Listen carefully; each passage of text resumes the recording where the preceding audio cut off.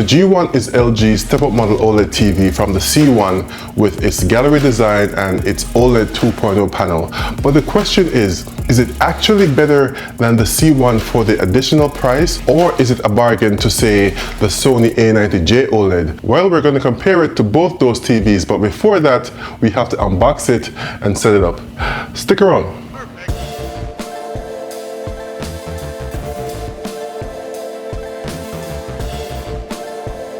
Hey guys, it's the Villaman here, home theater enthusiast and lover of all things tech, and today we have the LG G1 OLED Evo. Now this is new branding for 2021 and we're going to find out just how good it actually is compared to its peers out there, but before that we have the unboxing to see what's inside of this box, so let's get into it. But wait, before that, if you're into home theater audio and video and you're new to the channel, then you should definitely hit that subscribe button and come along for the ride.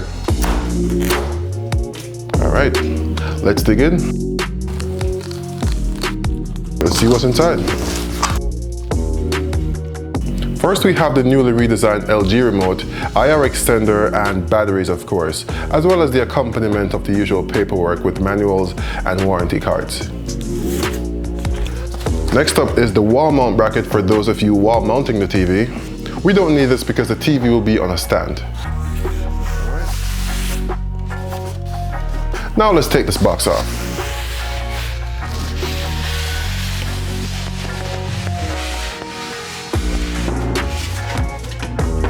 Something always falls. Now since this TV will be on a stand, we have to mount those feet, so let's do that. And to create a flat surface, we just use the box that the TV came in and use the styrofoam as structural support, which works very well and I've done it for years.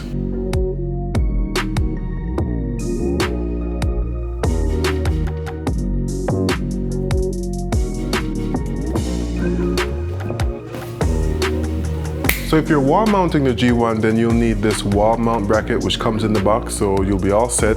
But if you will be stand mounting it, then you'll instead need the desktop stand kit, which is a massive box and not included. You have to buy that separately. All of this for a drop of blood. I mean, for two little stands.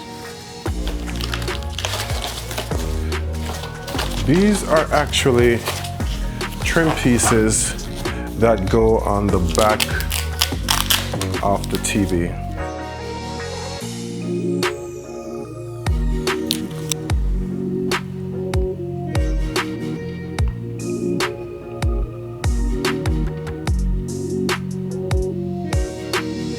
And so the stands have this housing that you just separate, and then you have access to the two screw holes. And once you insert this into that groove, you're all set. Just screw it down and you're good to go.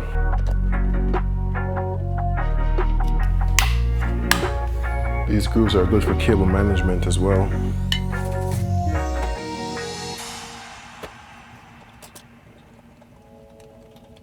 And done.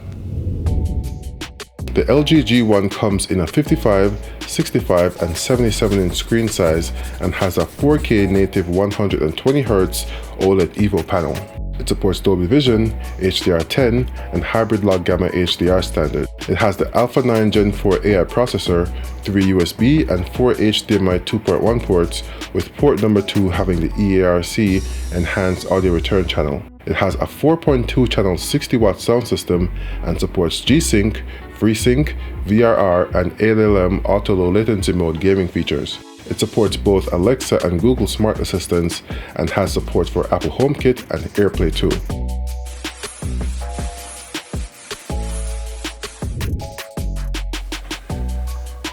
Alright, so let's see if the setup is any different than it has been in previous years.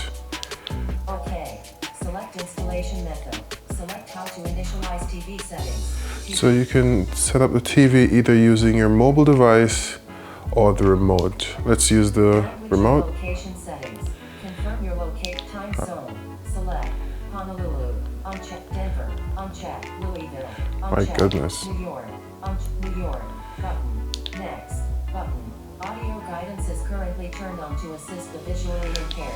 No, I do not want to keep it turned on because it's pretty annoying. All right, so you select your Wi-Fi network. And once that's over with, you have to accept their terms and conditions. It's pretty straightforward so far. So if you skip the terms and conditions, you most likely won't be able to use the smart functionality.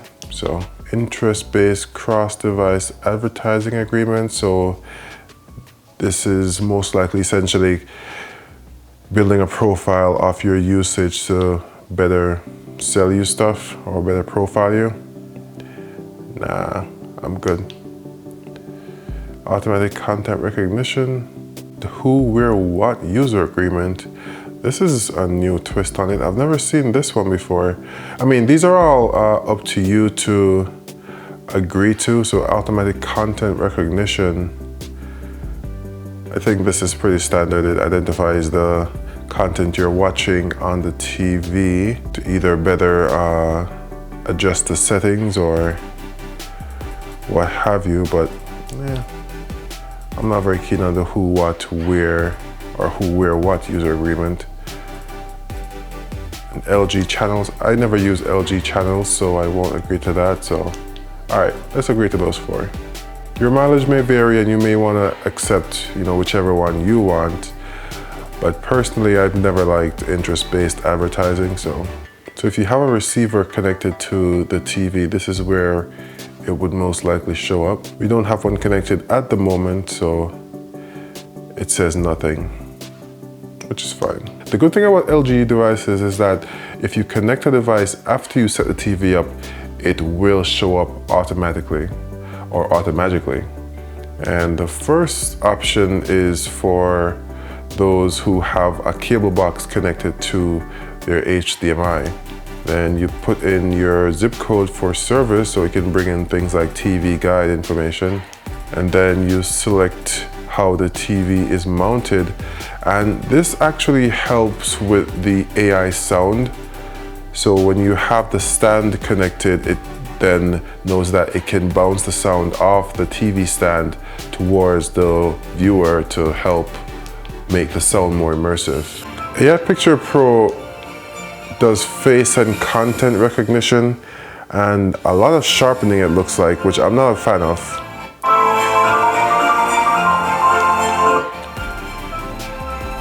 AI Sound Pro also boosts the mids and the bass to make everything louder. Your mileage may vary. You may find that you like it or you don't, but it's definitely something you should at least try to see how you like it.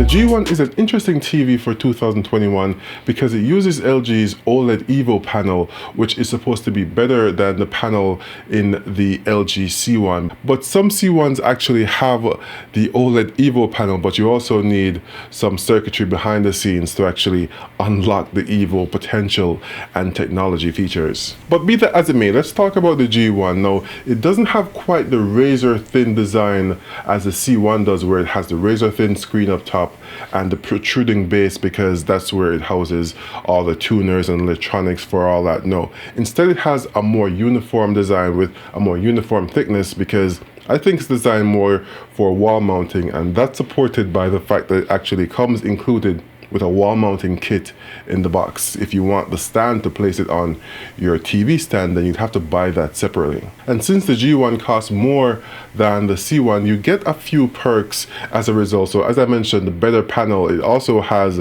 a better speaker system. So it has a 4-channel speaker system as opposed to the 2-channel one found in the C1. But besides those things, there aren't many differences that exist between them, and there aren't much more perks to buying a C or G1 besides that. But as I said, if you're wall mounting your TV, then the G1 may be the better option. Now, since the G1 has this fancy new OLED Evo panel, I want to see how it actually stacks up to the other OLEDs on the market. Now, the younger brother, the C1, doesn't have the OLED Evo technology enabled, and the A90J, or the 65-inch version, doesn't have an OLED Evo panel. So I want to see how this supposed better OLED panel compares to both those TVs. And I bet you want to do too. So if you haven't yet, make sure to subscribe for those videos.